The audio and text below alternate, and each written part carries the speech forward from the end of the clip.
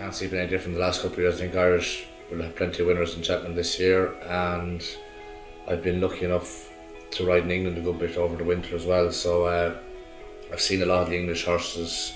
Obviously, if you're English bankers like Altior and things like that, Nicky Henderson's got a very strong team going to the festival as well. But outside of Nicky Henderson's, I don't see the Irish being that afraid of too many horses. I mean, I'm lucky I'll have some nice horses to ride there for Colin Tizard as well. So yeah, I think Ireland's got a strong hand on Cheltenham this year.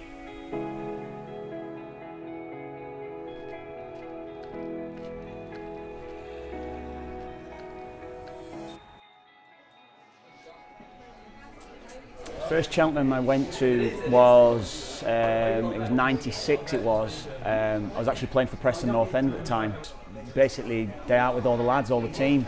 And I've been to Aintree a couple of times, I've been to Haydock a few times that were quite close. That just opened my eyes. I wanted to go back as many times as I can, and that's what it's been over the years. So since I finished playing, I've been fortunate enough that I've been able to go most years. When you get a fall and you break a bone, the first thing that crosses your mind is how long am I going to be out for?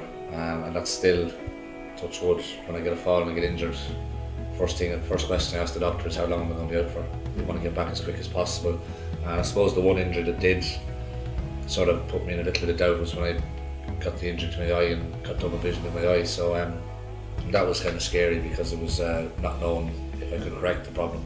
Thankfully I saw a surgeon who was able to correct the problem. But the worst thing about being injured is sitting at home on the couch watching a horse that you're supposed to be riding winning. The mental side of the injuries is much worse than the physical side. Going back 15-20 years when I was first going to Cheltenham regularly, you were probably getting 2 or 3 Irish winners across the festival. You weren't getting many Irish winners at all.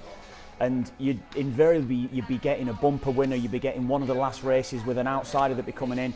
Now with the dominance of course Willie Mullins initially and then what Gordon Elliott's done over the last couple of seasons, we're seeing an amazing spell here that we're witnessing over the last 5, 6, 7 years, whatever it's been for Irish racing. It's amazing to actually go down to Cheltenham and see the dominance, and we've got so many different runners that's going in different races, and invariably we're winning the big races now, yeah.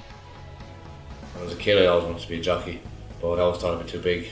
Luckily enough I stopped growing around 16 or 17, so it's always in my family. My father showed jump for Ireland, my mother evented as well, and I left school after my junior cert, so the options wouldn't have been that great for me. I would have been involved with horses in some way, whether it would have been with show jumpers, race horses. I was also given a very good piece of advice when I was younger, and that was to ride for as long as possible, because when you stop riding you have to start working. So I'm going to try and ride, as long as my body allows me, for as long as possible.